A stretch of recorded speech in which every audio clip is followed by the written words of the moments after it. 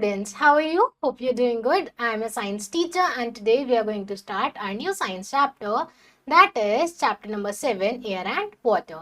तो इस चैप्टर में हम दो बहुत ज़रूरी चीज़ों के बारे में पढ़ेंगे, ऐसी दो चीज़ें जिनके बिना हमारी लाइफ सस्टेन नहीं कर सकती हैं, जो है एयर और वाटर। इस चैप्टर में हम पढ़ेंगे कि एयर क्या है, किस चीज़ से मिलकर बना है, एयर की लेयर्स कौन सी हैं। फिर हम पढ़ेंगे वाटर के बारे में, वाटर के क्या यूजेस हैं, वाटर को हम कैसे कंजर्व कर सकते हैं। Fine, so let's start this chapter. So chapter number 7, air and water. Now इस चैप्टर में हम क्या पढ़ने वाले हैं, इसमें हम पढ़ेंगे air around us, composition of air, the atmosphere, layers of the atmosphere, why the atmosphere is important, properties of air, uses of air pressure, water and its importance, properties of water and impurities in water, and conservation of water. Fine. Now warm up. One activity is given to us. आपको अपने surrounding में जो 5 चीजें आपको दिख रही हैं उसके नाम बताने हैं और बताना है कि किस में वाटर यूज होता है और किस में एयर। ठीक है, जैसे कि आपके आसपास आप देख सकते हो टायर्स हैं, तो उसमें क्या यूज होता है, एयर यूज होता है। और अगर आपके रूम में कोई कूलर है तो उसमें वाटर यूज होता है। ठीक है, सिमिलरली आपको ऐसे ही एक्टिविटी फिल आउट करनी है। Now air around us. Air is everywhere even though we cannot see it. However, we know it is present when the wind blows or when we feel a breeze on our face. It is an essential part of life for all living beings. तो air हमारे आसपास सब जगह present है। हम air को नहीं देख सकते हैं, पर जब हवा चलती है हमारे फेस पर ब्लो करती है तो हम एयर को फील कर सकते हैं। ठीक है, Without air, neither plants nor animals could survive. Air helps birds fly, boats to sail, and even keep airplanes in sky. तो बिना एयर के ना तो प्लांट्स जिंदा रह पाएंगे ना एनिमल्स। ठीक है, जो प्लेन्स हैं वो भी हवा में उड़ते हैं एयर की वजह से। सिमिलरली बर्ड्स भी हवा में एयर की वजह से उड़ पा रही हैं और जो शिप है वो पानी में सेल कर पा रही हैं ऐसी एयर की वजह से। ठीक है, नाउ कॉम्पोजिशन ऑफ एयर। अब एयर किन किन चीजों से मिलकर बना है। Air is made up of mixture of several gases. The major components of air are, तो एयर बहुत सारी गैसेस का मिक्सचर है, तो मेजर गैसेस कौन सी है जिनसे मिलकर एयर बना है। सबसे पहले है नाइट्रोजन 78%, तो एयर में नाइट्रोजन 78% है। This gas makes up most of air we breathe. Even though we inhale nitrogen, our body does not use it. However nitrogen is very important for plant growth. Plants cannot absorb nitrogen directly from air, so certain soil bacteria help it change it into a form that plants can use. Farmers also use fertilizers that contain nitrogen. Animals get nitrogen from plants. तो जो हमारी air है उसमें सबसे ज़्यादा जो gas present है, सबसे ज़्यादा अमाउंट में, क्वांटिटी में जो गैस प्रेजेंट है वो है नाइट्रोजन। ठीक है, तो हम नाइट्रोजन को ब्रीथ करते हैं, जब हम सांस लेते हैं तो हम नाइट्रोजन को भी ब्रीथ करते हैं। पर ये जो नाइट्रोजन है प्लांट के लिए बहुत ज़्यादा यूजफुल होता है, प्लांट को ग्रोथ के लिए नाइट्रोजन चाहिए। अब ये जो एटमोस्फेयर में नाइट्रोजन होता है प्लांट्स इसको डायरेक्टली यूज नहीं कर पाते हैं। कुछ ऐसे सॉइल बैक्टीरिया होते हैं जो इस नाइट्रोजन को यूजेबल फॉर्म में कन्वर्ट करते हैं प्लांट्स के लिए, फिर प्लांट्स उस यूजेबल फॉर्म नाइट्रोजन को यूज करते हैं और हमें नाइट्रोजन मिलता है जब हम इन प्लांट्स को कंज्यूम करते हैं। ठीक है, नाउ सेकेंड इज ऑक्सीजन 21%। अब अगर हम ऑक्सीजन गैस की बात करें तो 21% जो पार्ट है उसमें ऑक्सीजन है। This is the gas that all living beings need to survive. We breathe in oxygen, which is used by our bodies to produce energy. Plants release oxygen into the air during photosynthesis. Oxygen is also necessary for burning. Oxygen forms 1/5 of Earth's atmosphere. तो atmosphere एक ऐसी gas है जो सारे living beings को चाहिए survive करने के लिए। ठीक है, हमारे एटमॉस्फेयर में ऑक्सीजन प्रेजेंट है, इसलिए यहाँ पर लाइफ एग्जिस्ट कर रही है, चाहे वो प्लांट्स हो, एनिमल्स हो, ह्यूमन बींग्स हो, सबको सांस लेने के लिए ऑक्सीजन चाहिए। ठीक है, ऑक्सीजन सिर्फ ब्रीदिंग के लिए जरूरी नहीं है, ऑक्सीजन बर्निंग के लिए भी जरूरी है। ठीक है, ऑक्सीजन बर्निंग को सपोर्ट करता है। अगर आग लग पाती है, कोई चीज जल पाती है तो वो ऑक्सीजन की प्रेजेंस में ही होता है। ठीक है, हमारे एटमॉस्फेयर का 1/5 पार्ट ऑक्सीजन से मिलकर ही बना है। Fine, now other gases 1%। अब बाकी गैसेस जो हैं सिर्फ 1% है। The remaining portion of air contains gases like carbon dioxide, argon, neon and helium. तो बाकी जो परसेंटेज है उसमें क्या है, कार्बन डाइऑक्साइड, आर्गन, नियॉन और हीलियम जैसे गैसेस हैं। Carbon dioxide is essential for plants as they use it to make food. However, too much carbon dioxide in the air due to pollution can be harmful and contribute to climate change. It is an important greenhouse gas which traps heat in the atmosphere. अब जो बाकी part है उसमें कुछ बची हुई gases हैं, जिसमें सबसे इंपॉर्टेंट है कार्बन डाइऑक्साइड। कार्बन डाइऑक्साइड की हेल्प से ही प्लांट्स फोटोसिंथेसिस परफॉर्म करते हैं, ठीक है। फोटोसिंथेसिस के लिए कार्बन डाइऑक्साइड बहुत ज़्यादा ज़रूरी है। तो ये जो कार्बन डाइऑक्साइड है वैसे तो हेल्दी है, प्लांट्स को चाहिए, पर अगर इसका अमाउंट, इसका कॉन्सेंट्रेशन हमारे एटमॉस्फेयर में बढ़ जाता है तो ये हमारे एनवायरनमेंट के लिए हार्मफुल है, क्योंकि इसकी वजह से ग्लोबल वार्मिंग जैसे सिनेरियोस क्रिएट होते हैं। फाइन। और कार्बन डाइऑक्साइड का लेवल तब बढ़ता है जब हमारे एटमॉस्फेयर में पोल्यूशन ज्यादा होता है, ठीक है। तो एक ऐसी ग्रीन हाउस गैस है जो कि हीट को ट्रैप करती है और इसकी वजह से ग्लोबल वार्मिंग भी होता है। Fine. Now, apart from these gases, air also contains water vapor, dust, smoke and microbes. The amount of these components vary depending on location and time. इसके अलावा एटमॉस्फेयर में वेपर, डर्ट, डस्ट, स्मोक भी है, और ये सब चीजें कितनी है डिपेंड करता है कि हम किस जगह की एयर को चेक कर रहे हैं। फाइन। नाउ द एटमॉस्फेयर, अब हम पढ़ रहे हैं अपने एटमॉस्फेयर के बारे में। The earth is surrounded by a thick layer of air called atmosphere, which extends up to about 10,000 km above the earth. The atmosphere stays around earth because of gravity, which prevents the air from escaping into space. तो हमारे अर्थ के around एक thick layer है air की, जिसको हम atmosphere बोलते हैं। अगर हम बात करें तो ये अर्थ से 10,000 किलोमीटर ऊपर तक स्ट्रेच हो रही है, ठीक है। और ये लेयर जो है ये ग्रेविटी की वजह से, अर्थ की ग्रेविटी की वजह से यहाँ पर टिकी हुई है, नहीं तो सारी गैसेस स्पेस में एस्केप कर जाती। Fine. It acts as a protective shield, keeping the Earth's temperature stable and blocking harmful radiation from the sun. अब ये जो लेयर है बहुत ज़्यादा यूजफुल है, क्योंकि ये एक तो सन की हार्मफुल रेडिएशन को ब्लॉक करके रखती है और अर्थ का टेम्परेचर भी रेगुलेट करती है, वरना अर्थ पर बहुत ज़्यादा गर्मी होती है, बहुत ज़्यादा सर्दी होती है, पर इस एटमॉस्फेयर की वजह से जो अर्थ का टेम्परेचर है वो मेंटेन्ड है, स्टेबल है, ठीक है। Now layers of atmosphere. अब एटमॉस्फेयर में कौन कौन सी लेयर्स हैं? The atmosphere is divided into 5 layers based on temperature and air density. तो टेम्परेचर के बेसिस पर और एयर की डेंसिटी कितनी है, कितनी डेंस है एयर, इस बेसिस पर कुछ लेयर्स है एटमॉस्फेयर की, ठीक है। सबसे पहली लेयर आती है troposphere. This is lowest layer where all weather changes occur, clouds, rain and snow form here. तो ये सबसे लोअर लेयर है एटमॉस्फेयर की, यहाँ पर सारे क्लाइमेट चेंजेस हमें देखने को मिलते हैं। अगर क्लाउड्स फॉर्म हो रहे हैं, बारिश हो रही है, स्नो हो रही है, तो सब इसी लेयर की वजह से हो रहा है, ठीक है। The air gets thinner as we go higher, making breathing difficult. Most airplanes fly in this layer. It also contains the oxygen necessary for survival. अब हम इस लेयर में जितना ऊपर जाएंगे उतनी इस लेयर की डेंसिटी कम होती जाएगी, एयर ज़्यादा पतली होती जाएगी, जिस वजह से हमें सांस लेने में दिक्कत होगी। इसलिए जब हम किसी ऊंचे पहाड़ पर जाते हैं, किसी ऐसी जगह जाते हैं जहाँ एल्टीट्यूड बहुत ज़्यादा है, तो सांस लेने में दिक्कत होती है। और एरोप्लेन्स भी इसी लेयर में फ्लाई करते हैं, और ऑक्सीजन जो कि ब्रीदिंग के लिए बहुत ज़रूरी है वो भी इसी लेयर में मिलती है, ठीक है। Next layer is stratosphere. This layer lies above troposphere and contains the ozone layer, which protects us from sun's harmful ultraviolet rays. Fighter jets fly in this layer as it is more stable. The air is thinner. There are no clouds or storms in this region. तो ये जो layer है troposphere के ऊपर है, ठीक है, जैसे कि आप यहाँ देख सकते हो इस डायग्राम में। सबसे पहले ट्रोपोस्फेयर है, उसके ऊपर स्ट्रेटोस्फेयर है। इस लेयर के अंदर ओजोन लेयर भी है, जो कि हमें सन की हार्मफुल अल्ट्रावायलेट रेस से, यूवी रेस से प्रोटेक्ट करती है, ठीक है। इस लेयर में फाइटर जेट्स उड़ते हैं क्योंकि लेयर ज़्यादा स्टेबल है, और यहाँ पर आपको कोई भी क्लाउड देखने को नहीं मिलेगा, और यहाँ पर एयर जो है बहुत थिन है, ठीक है। यहाँ ना क्लाउड होता है ना स्टॉर्म आते हैं, क्योंकि यहाँ पर जो एयर है बहुत ज़्यादा थिन है। Now next is mesosphere. This is coldest layer of atmosphere. It is where meteors burn up when they enter Earth's atmosphere, creating what we see as shooting stars. Without this layer, the Earth would be hit by more space rocks. Mesosphere coldest layer है atmosphere की। इस layer में आकर meteors जलने शुरू हो जाते हैं, burn होने शुरू हो जाते हैं। इसमें कोई भी रॉक है हमारी अर्थ को हिट करने वाला है तो वो इस लेयर में आके बर्न हो जाएगा, जिससे हमारी अर्थ को उससे कोई नुकसान ना हो, ठीक है। तो ये हमारी अर्थ को प्रोटेक्ट करता है बाहर की स्पेस बॉडी से, जो कि हमारी अर्थ को हिट कर सकती थी। आप यहाँ देख सकते हो स्ट्रेटोस्फेयर के ऊपर मेसोस्फेयर है, जिसमें मीटियोर्स बर्न करने लगते हैं। फाइन। और ये हमें शूटिंग स्टार्स जैसे दिखते हैं, हम इनको शूटिंग स्टार्स भी बोलते हैं। Next is thermosphere. The air in this layer is very thin, but temperature can go as high as 1500 degrees Celsius.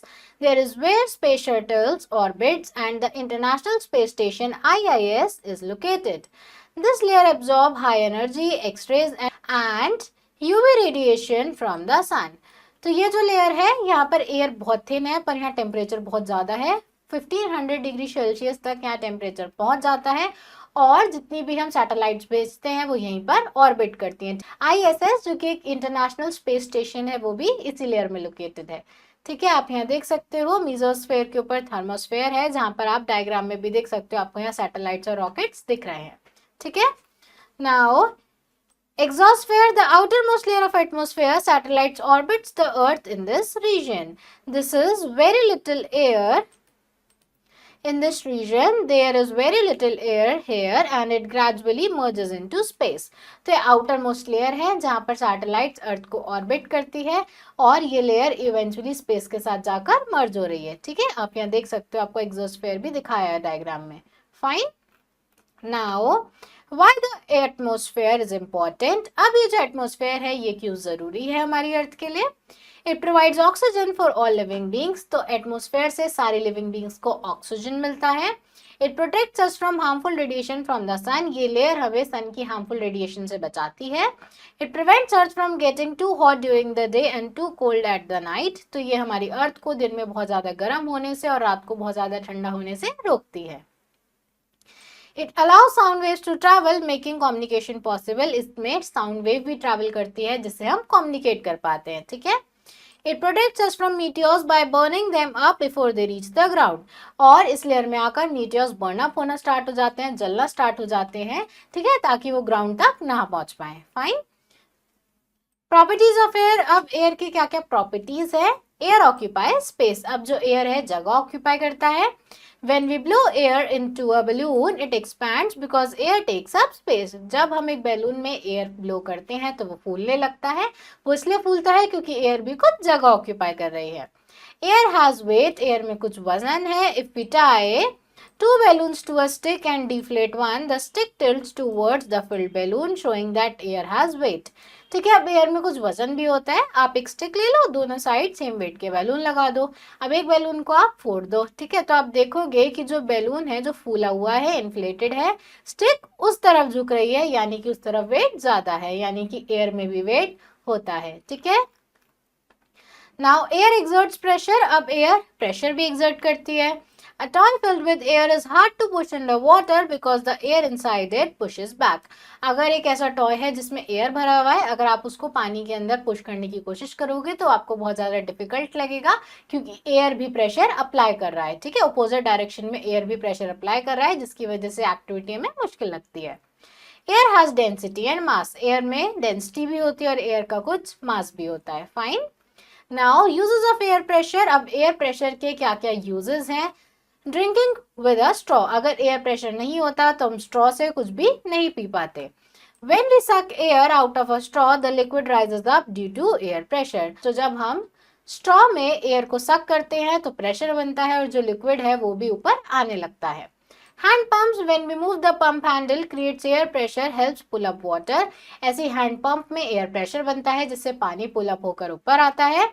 Bicycle tires, air pressure inside the tires keeps them firm and allows smooth riding. तो air pressure होता है tyres के अंदर जिससे tyres firm रहते हैं, easily हम ride कर सकते हैं।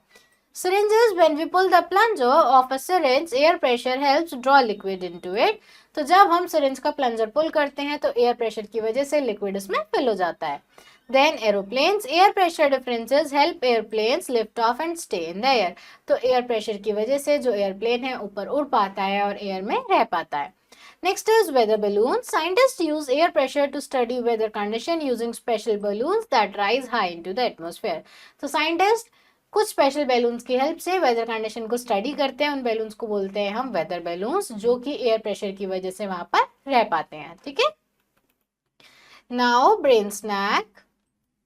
एयर प्रेशर इतना स्ट्रांग होता है कि ये किसी भी चीज को क्रश कर सकता है जब उसके अंदर वैक्यूम क्रिएट हो जाए। ठीक है, नाउ नेक्स्ट इज वाटर। अब हम पढ़ने वाले हैं वाटर हमारी लाइफ के लिए कितना इंपॉर्टेंट है। Water is essential for life. We use it for drinking, bathing, cooking, cleaning and even generating electricity. About 70% of Earth's surface is covered with water, but most of it is salt water, which is not suitable for drinking.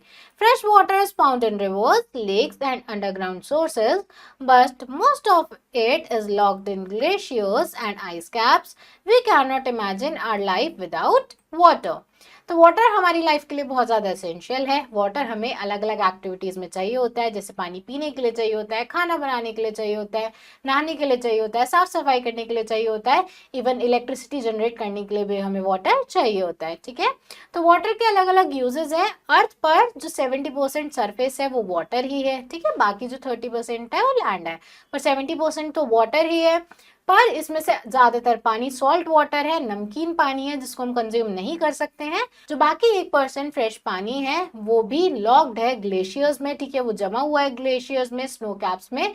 जो fresh water है वो limited है और वो हमें reverse, lakes और Pond's या underground water जैसी सोर्सेस से मिलता है। ठीक है, नाउ ब्रेन स्नैक। एक ह्यूमन बॉडी सरवाइव कर सकती है कुछ हफ्तों तक बिना खाने के, पर पानी के बिना वो सिर्फ कुछ दिन ही सरवाइव कर पाएगी। Fine. Now properties of water. Water की क्या क्या प्रॉपर्टीज है? Water is colourless, tasteless and odourless. Water का कोई कलर, टेस्ट और स्मेल यानी ओडर नहीं होता है। It exist in 3 form, solid, ice, liquid water and gas water vapour. Water 3 form में एग्जिस्ट करता है, सॉलिड यानी आइस, लिक्विड यानी जो वाटर हम ड्रिंक करते हैं उसी फॉर्म में, और गैसियस स्टेट यानी वाटर वेपर, भाप की फॉर्म में, स्टीम की फॉर्म में। Water is a universal solvent, meaning it can dissolve many substances. और वाटर एक यूनिवर्सल सॉल्वेंट है क्योंकि इसके अंदर हम बहुत सारी चीजों को घोल सकते हैं, बहुत सारी चीजों को डिसॉल्व कर सकते हैं। For example, when we add sugar to water, it disappears. This means it has dissolved. In this case, water is the solvent, sugar is the solute, forming a solution. However, some substances like sand do not dissolve in water. These are called insoluble substances. तो कुछ substance जैसे कि sugar पानी में घुल जाते हैं। आप पानी में चीनी डालो, चीनी आपको दिखेगी नहीं पानी में क्योंकि वो पानी के अंदर पूरी तरह घुल चुकी है। तो ऐसे में जो शुगर है वो क्या है? सॉल्यूट है। जो वाटर है वो सॉल्वेंट है। दोनों मिलकर एक सॉल्यूशन बना रहे हैं। पर कुछ ऐसे सब्सटेंसेस भी होते हैं जो पानी के अंदर डिसॉल्व नहीं होते हैं, जैसे कि सैंड। ठीक है, मिट्टी को आप पानी के अंदर डालो, मिट्टी पानी के अंदर डिसॉल्व नहीं होगी। ठीक है, now impurities in water. Water में कौन कौन सी इम्प्योरिटीज हैं, कौन कौन सी गंदगी है? Rainwater is the purest form of natural water, but as it falls to ground, it mixes with dust, dirt and chemicals. Impurities in water are of 2 types. तो rain water जो है एक प्योरेस्ट फॉर्म है natural water की, पर जब ये rain water हमारे ग्राउंड पर आता है तो ये डस्ट, डर्ट और स्मोक के साथ मिक्स हो जाता है, जिससे क्या हो जाता है? गंदा हो जाता है, कंटामिनेटेड हो जाता है। तो अब इसमें जो इम्प्योरिटीज हैं वो 2 तरह की होती हैं। सबसे पहले आती है insoluble impurities. These include mud, sand and pebbles, they can be removed by. तो इनसॉल्युबल इम्प्योरिटीज ऐसी होती हैं जो पानी के अंदर सॉल्युबल नहीं है, पानी के अंदर घुल नहीं सकती हैं। ठीक है, जैसे कि मड, सैंड और पेबल्स। तो इसको हम कैसे रिमूव कर सकते हैं? इनको हम रिमूव कर सकते हैं सबसे पहले सेडिमेंटेशन और डिकेंटेशन के through, allowing heavy particles settle and then pouring out the clean water। आप क्या करो, तो जो पानी में हैवी मैटर है उसको नीचे सेटल होने दो। जब वो मैटर सेटल हो जाएगा तो उसको बोलेंगे हम सेडिमेंटेशन हो गया है। और जब आप उस साफ पानी को, ऊपर का जो साफ पानी है उसको अलग निकालोगे तो हम उसका डिकेंटेशन कर रहे हैं। ठीक है, तो ऐसे सेडिमेंटेशन और डिकेंटेशन से हम पानी को प्योरीफाई कर सकते हैं। Fine. Now filtration, using a fine filter और cloth to trap solid particles. आप एक फिल्टर या कोई फिल्टर क्लोथ यूज कर सकते हो इन पार्टिकल्स को अलग करने के लिए। ठीक है, नाउ सॉल्युबल इम्प्योरिटीज। अब कुछ ऐसी इम्प्योरिटीज होती हैं जो सॉल्युबल हैं यानी पानी के अंदर घुल जाती हैं। These are harder to remove and include dissolved salts and chemicals. They can be removed by। ये जो होती हैं इनको रिमूव करना हार्ड होता है क्योंकि ये पानी के अंदर घुल जाती है। इनको हम कैसे रिमूव कर सकते हैं? Evaporation, heating water to turn it into vapor, leaving impurities behind। आप क्या कर सकते हो? पानी को हीट कर सकते हो, वो पानी वेपर में कन्वर्ट हो जाएगा और नीचे क्या रह जाएगी? सिर्फ इम्प्योरिटी रह जाएगी। Fine. Now distillation, boiling the water, collecting the steam and cooling it back into pure water. This distilled water is used in laboratories and for medical purposes। तो हम पानी को बॉईल करते हैं, उसकी स्टीम को कलेक्ट करते हैं, उस स्टीम को ठंडा करते हैं, तो जो हमें फिर से पानी मिलता है वो बहुत प्योर होता है, उसको हम डिस्टिल्ड वाटर बोलते हैं। ये डिस्टिल्ड वाटर साइंस लेबोरेटरीज में यूज होता है और मेडिकल पर्पसेस के लिए भी, मेडिसिन में भी ये यूज किया जाता है। ठीक है, नाउ कंजर्वेशन ऑफ वाटर, क्योंकि वाटर हमारे लिए बहुत ज़्यादा ज़रूरी है तो पानी को सेव करना, पानी को वाइजली यूज करना भी उतना ही ज़रूरी हो जाता है हमारे लिए।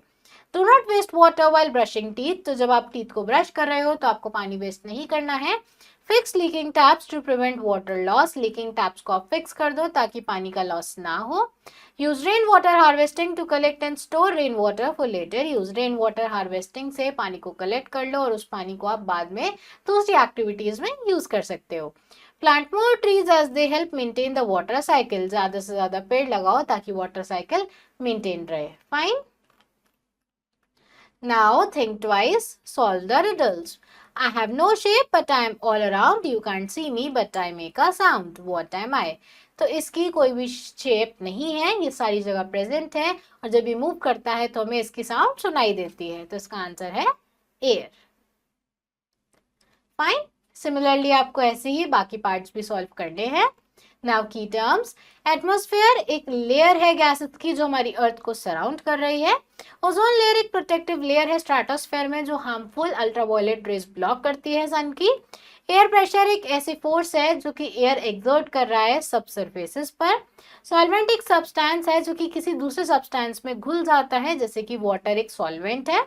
सेडिमेंटेशन एक ऐसा प्रोसेस है जिसमें हैवी पार्टिकल्स बॉटम में सेटल हो जाते हैं। फिल्ट्रेशन एक मेथड है जिसमें हम सॉलिड पार्टिकल्स को रिमूव करते हैं लिक्विड से, उसको एक फिल्टर के थ्रू पास करके। उसके बाद डिस्टिलेशन एक ऐसा प्रोसेस है जिसमें हम लिक्विड को प्योरीफाई करते हैं हीट और कूल करके। उसके बाद रेन वाटर हार्वेस्टिंग क्या है, वाटर को कलेक्ट करना और स्टोर करना फ्यूचर यूज के लिए। Fine. Next is instant memory. Air जो है बहुत सारी गैसेस का मिक्सचर है जैसे नाइट्रोजन, ऑक्सीजन और बाकी गैसेस। एटमॉस्फेयर 5 लेयर्स में डिवाइडेड है, सब लेयर्स के अपने यूनिक कैरेक्टरिस्टिक्स हैं। एयर के पास कुछ प्रॉपर्टीज हैं जैसे कि वो स्पेस ऑक्यूपाई करती है, उसका कुछ वेट है, उसका कुछ प्रेशर भी है। एयर प्रेशर हमारी डेली लाइफ एक्टिविटीज में बहुत ज़्यादा यूजफुल है, जैसे कि स्ट्रॉ से पानी पीना या टायर्स को इन्फ्लेट करना। उसके बाद वाटर 3 फॉर्म में एग्जिस्ट करता है और वाटर बहुत ज़्यादा एसेंशियल है लाइफ के लिए। वाटर में सॉल्युबल और इनसॉल्युबल इम्प्योरिटीज होती हैं जिनको हम फिल्ट्रेशन और डिस्टिलेशन के थ्रू रिमूव कर सकते हैं। फिर कंजर्वेशन ऑफ एयर और वाटर बहुत ज़्यादा ज़रूरी है ताकि फ्यूचर में भी हमारे पास ये चीज़ें अवेलेबल रहें। ठीक है। Now tick the correct option. Which gas makes up majority of air, तो एयर में कौन सी गैस मेजॉरिटी में प्रेजेंट है, तो answer is nitrogen. Which layer of atmosphere contains the ozone layer, तो कौन सी लेयर में ओजोन लेयर है, तो answer is stratosphere. Then which is the purest form of natural water, natural water की प्योरेस्ट फॉर्म क्या है, rain water. Which process is used to separate dissolved impurities from water, तो answer is distillation. Which of the following is a property of air, इनमें से कौन सी property है air की, तो answer is air occupies space. Fine.